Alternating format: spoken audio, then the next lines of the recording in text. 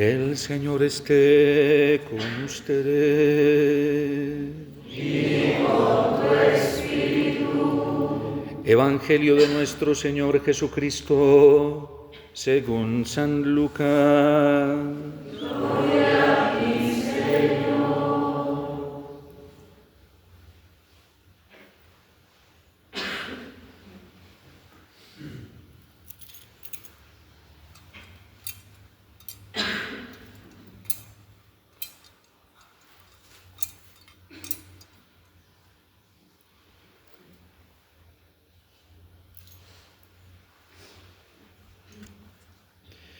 En aquel tiempo los magistrados hacían muecas diciendo: a otros ha salvado, que se salve a sí mismo, si él es el Mesías, el elegido de Dios.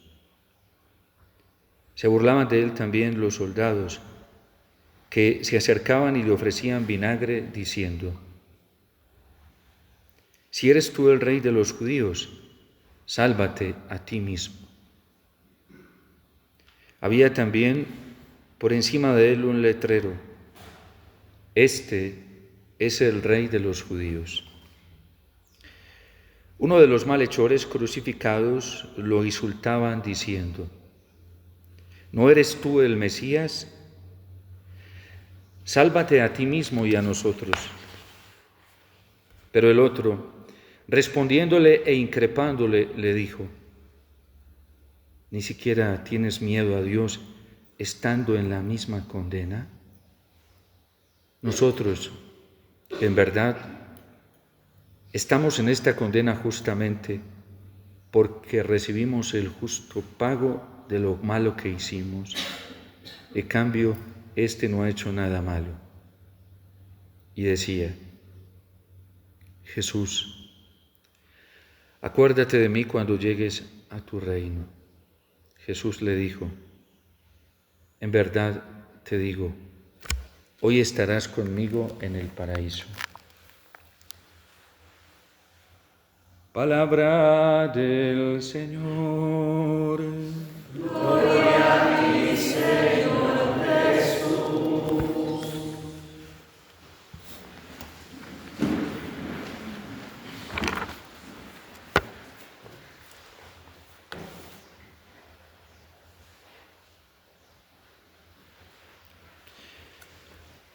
Es cierto que desde el ámbito humano, desde la lógica meramente humana, nosotros quedamos desconcertados con la forma en la que triunfa nuestro Señor y con la manera en la que se manifiesta su reino. Porque de repente para la lógica humana, para la lógica científico-positivista, la forma del triunfo tiene que estar por encima de los demás, manifestada en la gloria de este mundo.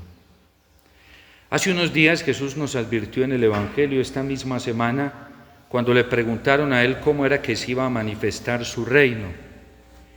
Y dijo, nos hizo una advertencia muy grande para decirnos que no se iba a manifestar de manera espectacular y que no nos dejásemos engañar, porque iban a aparecer muchos signos sobrenaturales para decirnos: está aquí, está allí, pero no vayan, porque muchos elegidos incluso serán engañados.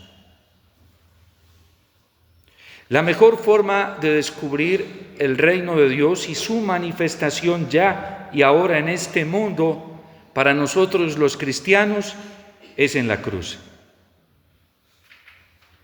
Es en la injusticia. Es en la vida cristiana que está dispuesta a aceptar la persecución de la injusticia, la humillación, el desprecio, el maltrato, la burla, como la está soportando nuestro Rey por hacer las cosas bien, por ser fiel a Dios. Ahí se manifiesta el reino de Dios y está presente.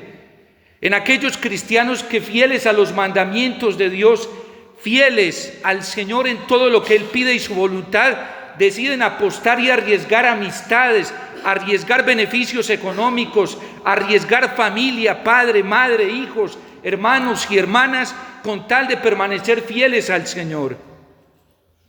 Ahí está el reino de Dios y ahí se manifiesta. Pero es miserable y pobre un cristiano que por miedo a la burla, que por miedo a que le quiten todo, por miedo al desprecio, por miedo al rechazo, se vende a los reinos de este mundo. Los magistrados de los judíos que no quisieron aceptar esta forma de reino, el reino de la humillación, del desprecio, del maltrato y de la burla, ahora se burlan de Jesús. Y se burlan porque ellos querían que el Señor reinara de otra manera. ¿Qué querían ellos?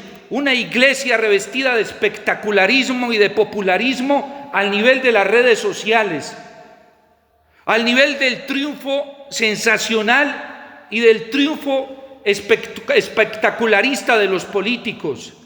Pero no es la forma en la que el Señor hoy reina en su iglesia. Y no es la forma en la que vemos su mesianismo. Por eso esos que andan detrás del triunfo, de la popularidad, de la fama, de la notoriedad y de las riquezas, esos cristianos que le apuestan a un éxito regio, real, así, no tienen paz en su corazón. Son los más turbados y más preocupados, porque siempre se ven amenazados de perder la fama, de perder la buena honra, de perder las riquezas. No viven del Mesías. También se burlan los soldados que prefieren el triunfo político. Y son todos estos que en la iglesia andan con la expectativa puesta, con la esperanza puesta en los de derecha y en los de izquierda. Y así se burlan del Señor hoy, porque no les interesa el triunfo de Cristo, que no está ni en la derecha ni en la izquierda. Y por eso tenemos un mundo tan polarizado y tan dividido. Y hoy en la iglesia, desde la misma jerarquía, porque hay sacerdotes, obispos, religiosos y religiosas, que andan divididos dentro de la iglesia porque le apuestan a los de derecha o a los de izquierda. El cristiano mira a Cristo crucificado y solamente se fía de sus criterios para reinar. Y no anda haciendo propaganda ni a la derecha ni a la izquierda. En Colombia ya hemos tenido épocas dolorosas y las seguimos teniendo, porque hasta católicos o se tiran para la derecha o se tiran para la izquierda. ¿A quién siguen? ¿En quién tienen puesta su mirada? ¿En los de derecha o en los de izquierda? Pero no en Cristo, no en el Rey crucificado que nos trae la paz, nos trae el triunfo, nos trae la alegría y nos trae el gozo. Pobres de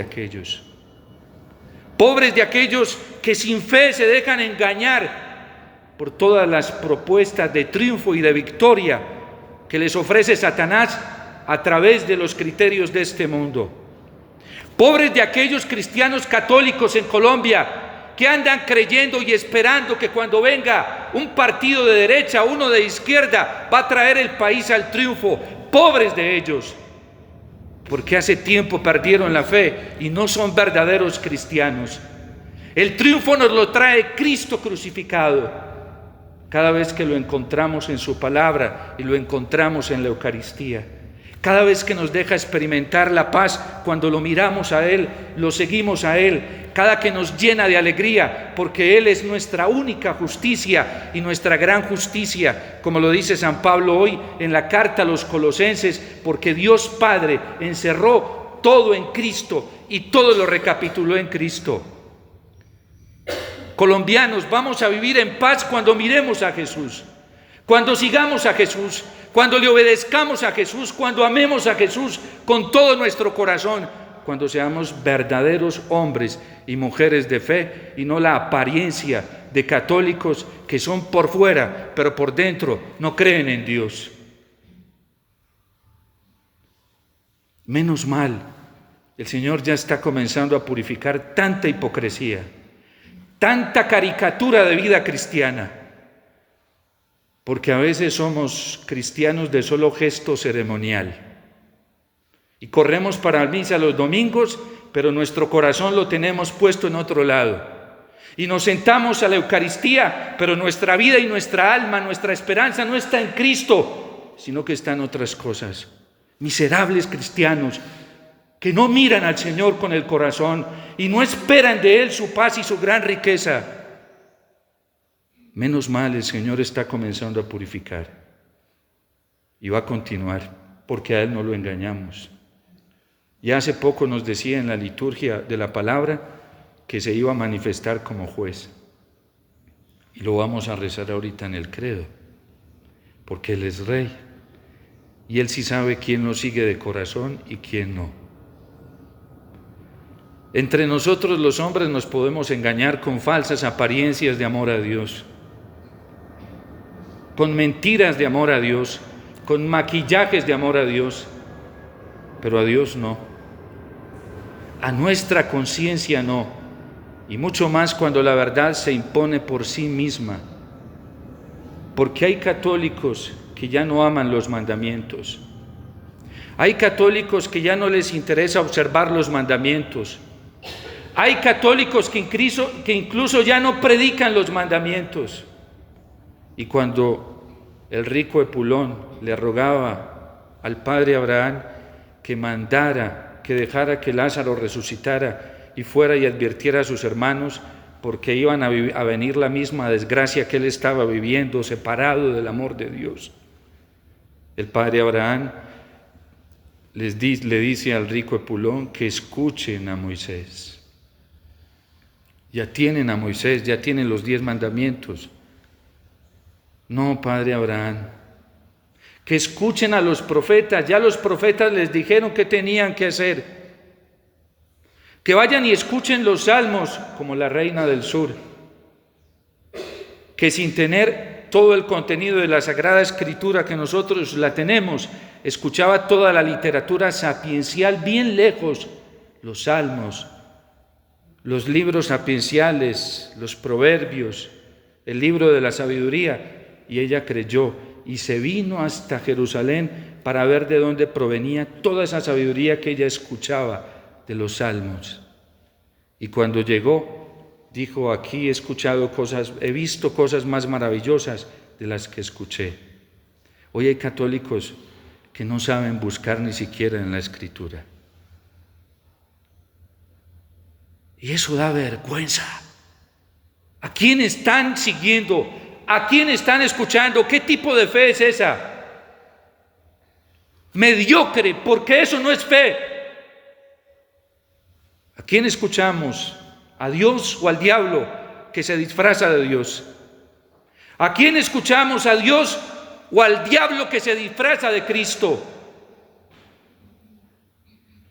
¿Y cómo saber discernir cuando no conocemos la palabra de Dios, si nos están diciendo la verdad o la mentira?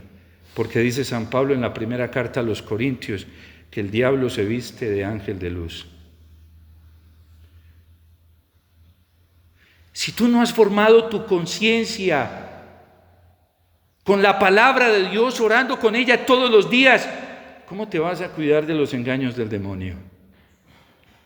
¿Y cómo vas a saber que estás siguiendo el camino correcto? Cuando hoy hay predicadores que son falsos profetas y falsos maestros. Benedicto XVI nos dejó bien claro, después de su muerte en su libro póstumo, que todo el daño a la moral del mundo y cristiana y de la iglesia y de los sacerdotes viene de inadecuadas formaciones, de falsas interpretaciones de la Sagrada Escritura. Y a veces nos parecemos a tantos hermanos nuestros protestantes que vienen a juzgarnos y a decirnos que estamos haciendo las cosas mal porque escucharon a un predicador, un pastor que les dijo que la Biblia decía así. Pero les pregunta a uno y les dice: ¿y dónde dice eso en la Biblia?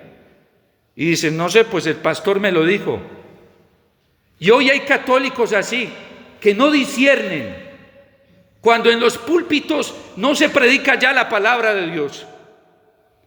Y la gente cree, porque escuchamos grandes eruditos, doctores y magíster, licenciados en teología, y esa es la autoridad y el criterio para creer.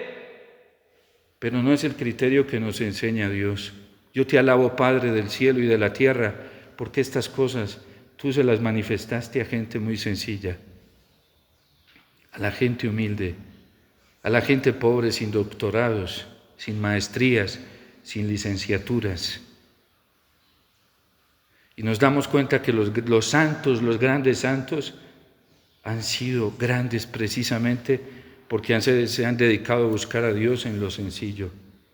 ¿Y qué más sencillo que la palabra de Dios?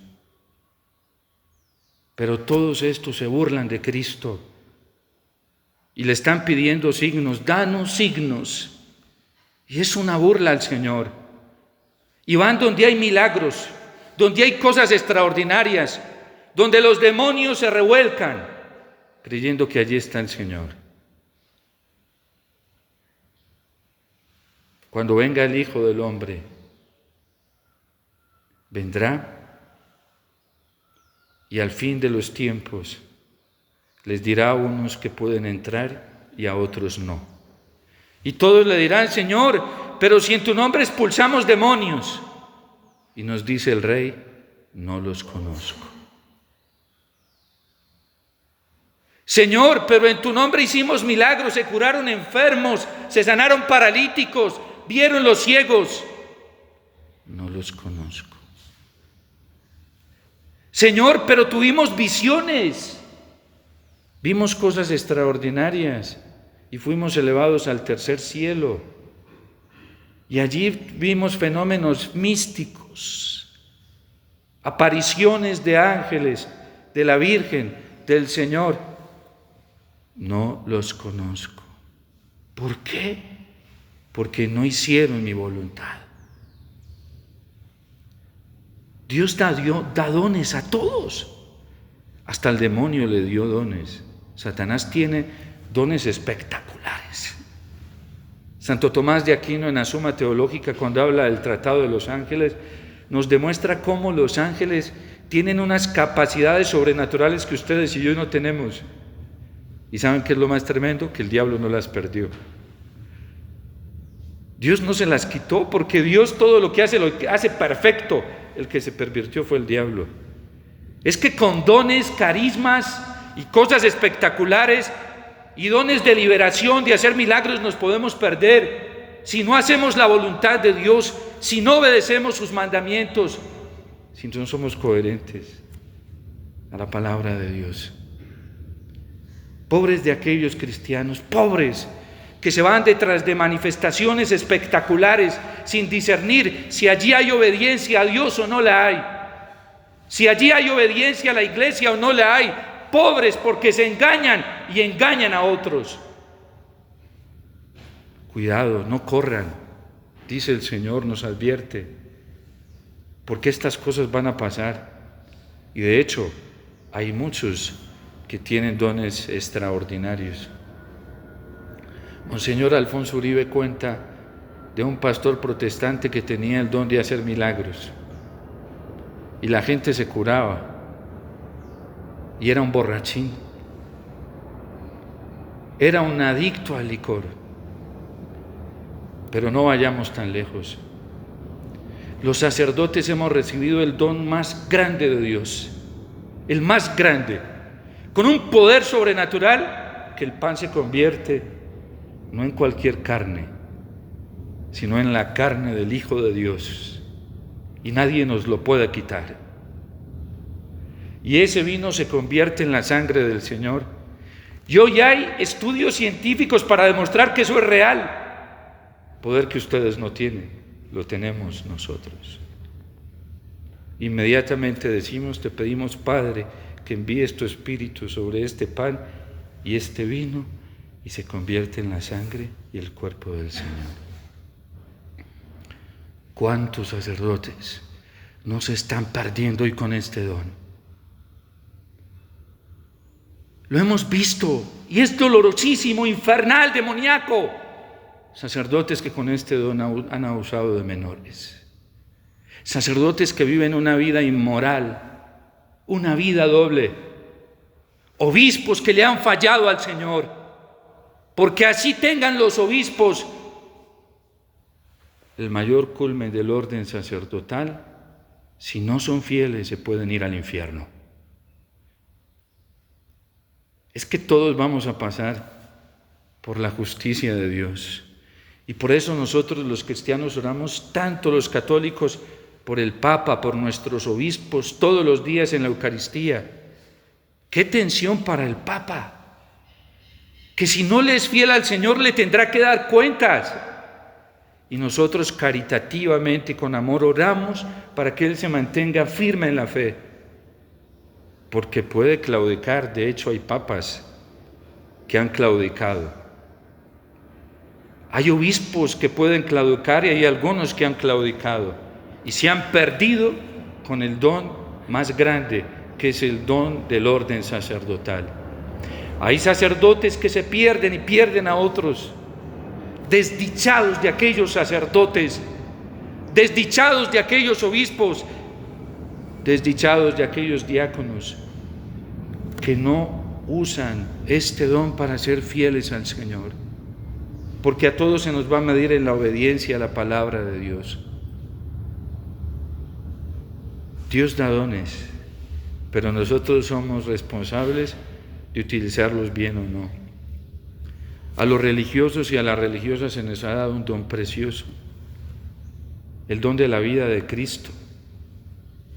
Y es la forma en que Dios inventó para mostrar el cielo aquí en la tierra, a los religiosos y a las religiosas. Pero hay de un religioso, hay de una religiosa que no vive fiel al Señor, porque se burla de Él. A ustedes, esposos, Dios les dio la capacidad de vivir santamente. No es que se las va a dar o la tiene guardadita para dárselas. El día de su matrimonio, Dios hizo una alianza con ustedes y Él se comprometió en el altar con el signo más grande que es su Hijo en la Eucaristía. Se comprometió a darles todo lo necesario para que ustedes vivieran santamente, tuvieran sus hijos y educaran a sus hijos santamente. Hay de aquellos esposos que no son fieles a ese don que recibieron, porque Dios te dio esa capacidad. A uno le repartió un talento, a otro 5 y a otro 10, a cada uno según su capacidad. ¿Y cómo le vamos a responder al Señor? A todos nos dio. Y el triunfo del Señor se manifiesta en este hombre buen ladrón que reconoce que ha fallado. Ahí ante la cruz se da cuenta que Cristo ha sido fiel, y ahí ante la cruz se da cuenta que sí se puede vivir santamente en esta tierra. Y ahí ante la cruz tiene el testimonio más grande de que sí se pueden cumplir los mandamientos, porque Cristo está dando testimonio de ello en la cruz, sin fallar al Padre, siendo fiel, muere en la cruz. Y cuando ve este testimonio, reconoce que Él no ha sido fiel y le dice al otro: tú y yo estamos pagando por un delito justo, nos la hemos embarrado. Podíamos haber vivido santamente, fielmente, y no lo vivimos porque no quisimos. Y por eso lo que estamos viviendo es justo. Y mira a Jesús y le dice: Señor, tú no has cometido nada malo. Ten piedad y acuérdate de mí cuando estés en tu reino. Ahí comenzó el triunfo del Señor en ese corazón, porque Cristo le dijo: por estar arrepentido, por reconocer tu pecado, por ser tan humilde para reconocer que fallaste y que no fuiste fiel y pedirme perdón, hoy mismo estarás conmigo en el paraíso. ¿Qué está esperando Jesús de ti para poder triunfar en tu corazón? Ese hombre quedó feliz. Cuando Jesús dice hoy, ya él estaba experimentando la libertad y la paz. De hecho, la Iglesia lo reconoce como santo. Es San Dimas. Es santo. Cristo lo canonizó. Es santo. Y triunfó Cristo en ese corazón que fue un malvado, pero se arrepintió. Se arrepintió. ¿Qué está esperando el Señor de ti y de mí? Una sola cosa para triunfar, y y así se manifiesta el reino sin espectacularismos. Está esperando que tú y yo seamos humildes y reconozcamos que todas las desgracias que estamos viviendo son culpa nuestra, no de nadie más. Si tienes tu vida arruinada, es responsabilidad tuya. Si no tienes paz en tu corazón, es responsabilidad tuya. Si estás turbado y turbada, es responsabilidad tuya. Si te agitan las angustias y las desesperanzas y el desamor, es culpa tuya, de nadie más. Haz como el buen ladrón, me lo merezco. Si este gobierno nos está llevando a donde nos está llevando, es culpa mía. Y Señor, hemos fallado. Lo que vive Colombia hoy demuestra que lo que se dice estadísticamente de ser un país católico, no lo es. Si Colombia fuera un país tan católico de verdad, el aborto no estaría aprobado en las 3 causales, además por un gobierno de derecha. A uno que defiende tanto la gente, Uribe permitió la entrada del aborto en las 3 causales y hay que pedir por él, ese pobre hombre, le tendrá que dar cuentas al Señor. Y eso que dice que es católico. Esperemos que algún día reconozca que le falló al Señor. Y de ahí todos los gobiernos de derecha y de izquierda se han burlado del Señor, junto con este.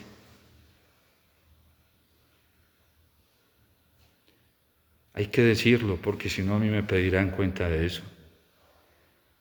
Es que yo le debo obediencia al único Rey, que es Cristo.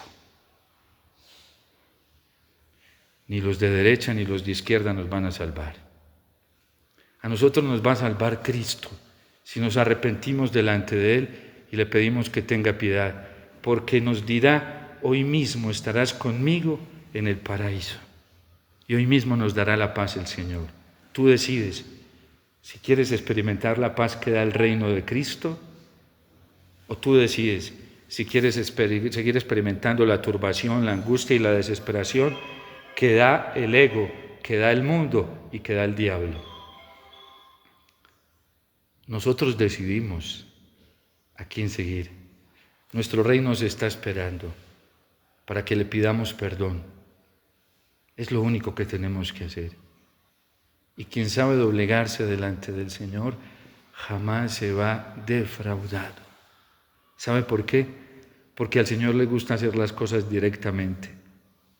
¿Qué paz experimenta en el corazón? Acabo de venir de una experiencia impresionante después de estar 8 días en Medjugorje y 6 en Fátima. Yo no iba programado a confesar porque allá sufran los sacerdotes para confesar, como las cantidades de gente para la confesión. Y estaba entrando a la adoración eucarística y un hombre me llamó, padre, ven, hay una fila para confesar de gente en español. Y dije, pero yo voy para mi adoración eucarística. No, ven. Y ustedes no se imaginan lo que uno ve como sacerdote del arrepentimiento de la gente, una familia entera, años sin confesarse, cayeron de rodillas en el confesionario. Hasta hoy seguimos pecando. Y salieron felices.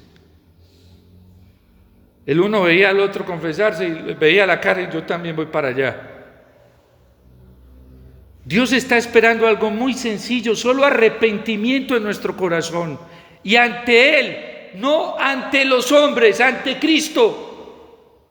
Ir al sacramento de la penitencia es ir ante Cristo, independiente que sea el sacerdote que sea. Es Cristo quien se manifiesta ahí. Ir arrepentidos de corazón y decirle al Señor, como le decimos en la misa, por mi culpa, por mi gran culpa, no es la del otro. Dejemos ya de estarnos lavando las manos como Pilato y echándole la culpa a los demás. Ya. Es que yo no soy un santo esposo porque mi esposa es así. Eso es mediocre. Tú no eres santo esposo porque no quieres ser santo. Es que yo no soy una buena esposa y una santa porque mi esposo... Ya, deja de lavarte las manos como Pilato Y tú no eres una santa esposa porque tú no le crees al Señor. Y cuando le comiences a creer, vas a ser santa. Los sacerdotes no somos santos, no por culpa de nuestros obispos, ni de los demás sacerdotes, ni de los fieles, sino por culpa nuestra. Las religiosas y los religiosos no somos santos por culpa nuestra. Cada uno de nosotros tiene su responsabilidad. No nos burlemos más del Señor. Hagamos como este buen ladrón. Mía culpa, no nos va a pasar nada. Sí nos va a pasar algo. Nos va a pasar lo más grande, que el Señor nos acoja en sus brazos como al hijo pródigo, nos levante, nos bese y nos revista de su gracia nuevamente. ¿Por qué tener miedo a ir a reconocer delante del Señor que hemos fallado? No tengamos miedo, que Él es un Rey justo, es un Rey bueno, es un Rey amoroso, es un Rey tierno, es un Rey misericordioso. Jesús no va a hacer lo mismo que hacen los hombres con nosotros. Váyale, pídale perdón a una persona que tiene su corazón desordenado para que vea cómo lo manipula o la manipula. Cristo no. Cuando venimos donde Él nos abraza y nos da su misma vida divina, no nos manipula, nos da su vida. Por eso estar con nuestro Rey es lo mejor que nos puede pasar. No busquemos las justificaciones de los hombres, que esas no nos van a servir para vivir las pruebas a las que hoy nos estamos enfrentando. Busquemos la justificación del Señor, como el salmista: misericordia, Dios mío, por tu bondad, por tu inmensa compasión, borra mi culpa. Y no seamos más cristianos miserables, mediocres, que a veces hacemos payasadas como una obra de teatro. Seamos cristianos de verdad para que el mundo crea. Seamos coherentes, no seamos hipócritas. Amemos los mandamientos, busquemos agradar a Dios en los mandamientos, seámosle fieles a Él, solo a Él, a nadie más. Y eso nos enseñará a amar la iglesia y ayudarle a la iglesia y a no herirla más. Quienes más dividen a la iglesia hoy son quienes andan en infidelidades. Y son los que más acusan y juzgan. Y son los que dividen a la iglesia. Un sacerdote, un obispo, un religioso, una religiosa, un matrimonio que no es fiel al Señor, divide a la iglesia, la polariza, le hace un daño grandísimo. Pero un matrimonio, un sacerdote, un obispo, un religioso o una religiosa que le es fiel al Señor, sana las heridas de la iglesia, las cura y las venda. Seamos fieles al Señor y amémoslo con todo nuestro corazón. No importa que el demonio venga a amenazarnos, lo va a hacer y nos va a decir que nos va a quitar todo mejor. Si nos lo quita más rápido, nos vemos libres de todas las cosas. No le tengamos miedo al demonio. No le tengamos miedo a ninguna amenaza. No le tengamos miedo a nadie, porque tenemos un Rey victorioso y después de la muerte se levantó y nunca lo han podido encontrar en el sepulcro, porque vive en el corazón de aquellos cristianos sencillos y fieles. Ahí está vivo el Señor, resucitado, mostrando su poder y su amor. En todo cristiano, en todo ser humano que se decide a serle fiel al Señor. Hoy estarás conmigo en el paraíso, y en instantes lo convirtió en un santo. Hoy nosotros podemos ser esos, si le creemos al Señor. Que la Eucaristía, que es la mayor muestra del milagro y de la omnipotencia de Dios, nos haga despertar en esperanza y el anhelo de vivir el reino de Dios ya desde este mundo. El reino de Dios ya está aquí y quiere triunfar en los corazones humildes y sencillos. Pero no seamos hipócritas, que el hipócrita es un instrumento del diablo. Seamos ecuánimes, seamos de una sola pieza en el amor al Señor. Y el Señor prefiere que seamos fríos y no lo queremos seguir, pero no tibios, porque el tibio está a punto de vomitarlo de su boca. Y el tibio es una persona que aparenta ser lo que no es. Hay que tenerle miedo a aquellos que muestran una apariencia de fidelidad y no son, más que aquellos que abiertamente se burlan. Esos caen más redondito y más rápido. Pero el hipócrita no, porque está constantemente vistiéndose como un camaleón. Se viste de todos los colores, para agradar aquí, allí, allí. Cree que su vida fue creada para agradar a los hombres. No, fuimos creados para agradar a Dios y solamente al Señor, y nada más que al Señor.